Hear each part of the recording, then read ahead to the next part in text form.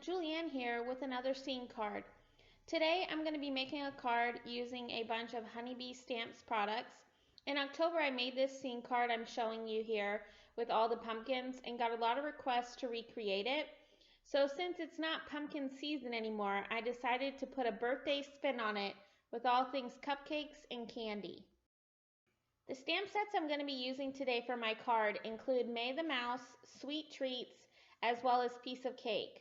So let's just jump right on in and get started.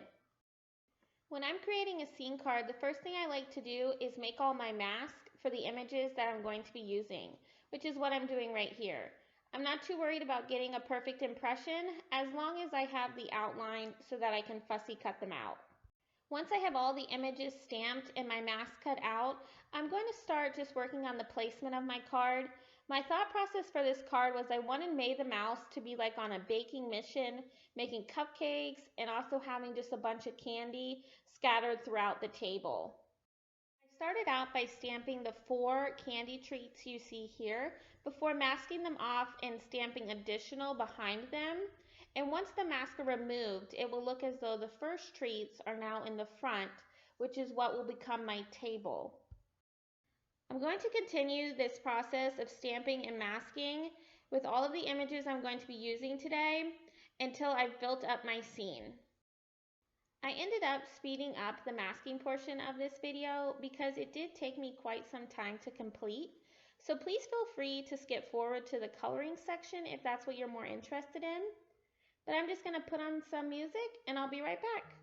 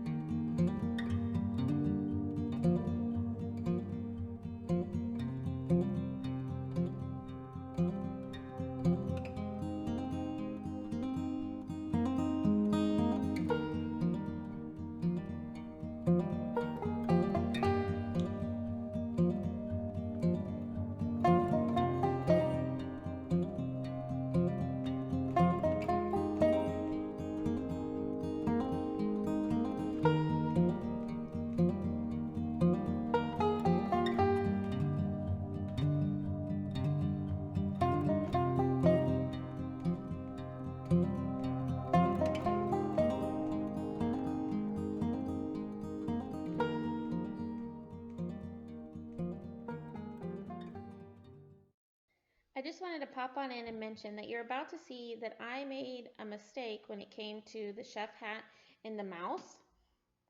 I did forget to mask off the hat before stamping the mouse, so I'm going to need to fix that when I'm doing my coloring. In this case, since I came so far in my stamping and masking process, I'm not going to start the card over. So I just wanted to make sure to mention to you all that when you're building a scene card like this, so just take your time when masking and stamping. Because mistakes can happen, but they can easily be fixed.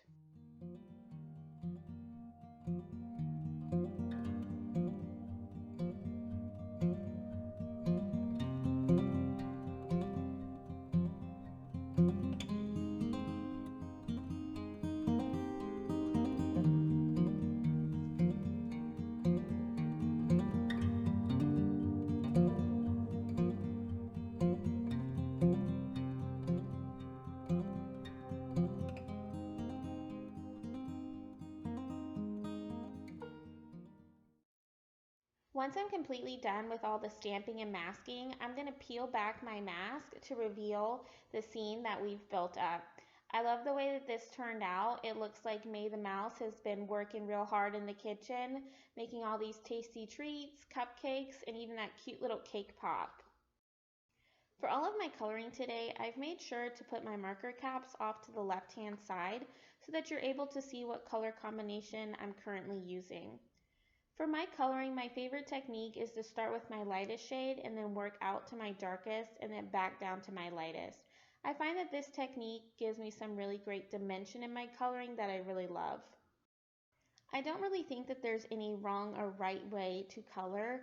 I think as long as you're having fun and you enjoy doing it, that's what really matters. So I encourage you to try new things, but also just do whatever makes you happy. I'm going to turn on some music and continue to color. So please feel free to move ahead if you are interested in just a certain color combination, and I'll be right back.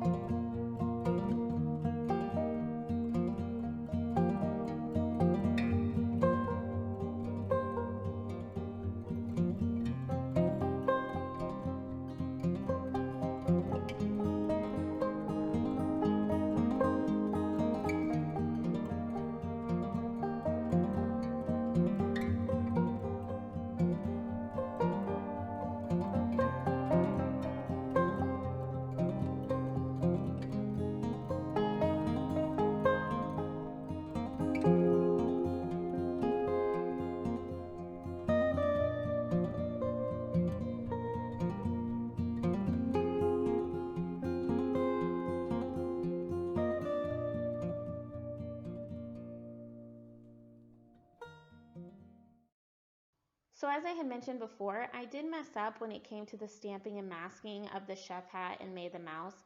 I forgot to mask off the chef hat before stamping the mouse. So I'm just going to go in here with some darker shades of teal and just with the shading, just hide that masking error. At the end of the card, you honestly can't even tell that I did mess up because I actually added some white highlights to the hat with a gel pen. So I encourage you, if you've made a mistake, to really just continue your card to see if there's some way you can fix it. This girl loves sequins. They're my best friend. They hide just about anything. So really just try to make it work before you go and start over.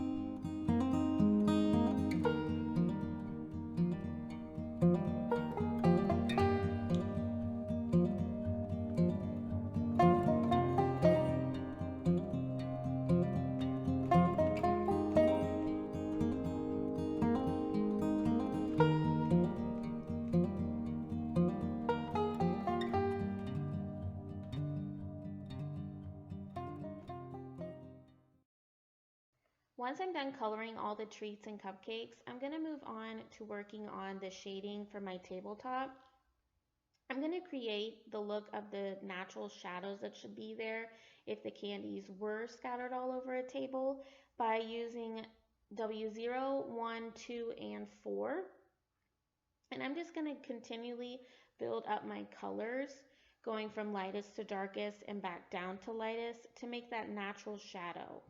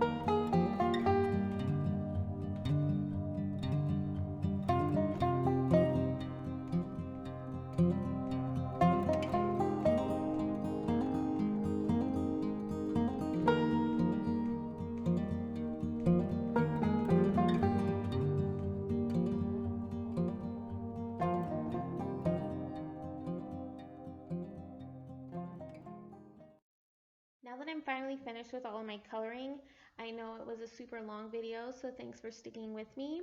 I'm going to cut down my card to 4 by 6.5, so that way I can keep all of that wonderful coloring that I worked so hard on. And to finish off the card, I'm going to stamp a little sentiment on the inside that reads, "A little treat for someone sweet. Happy birthday to you." I want to thank you all for stopping by, and I hope you found some inspiration to create a scene card yourself. If you want some more birthday scene card inspiration, please visit the video I posted yesterday. Happy crafting, and I'll see you next time.